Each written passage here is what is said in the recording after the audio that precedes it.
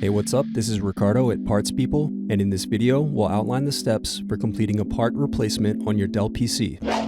Visit our website and use this coupon for a 5% off discount.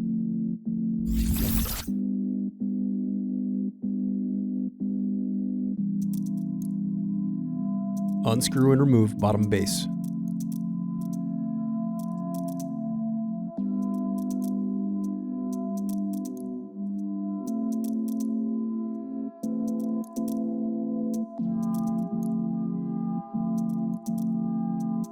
Now unscrew and disconnect battery.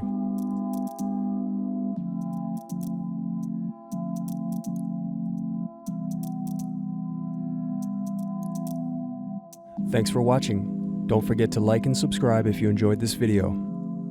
And if you need more, check out this playlist to watch other tutorials for your laptop.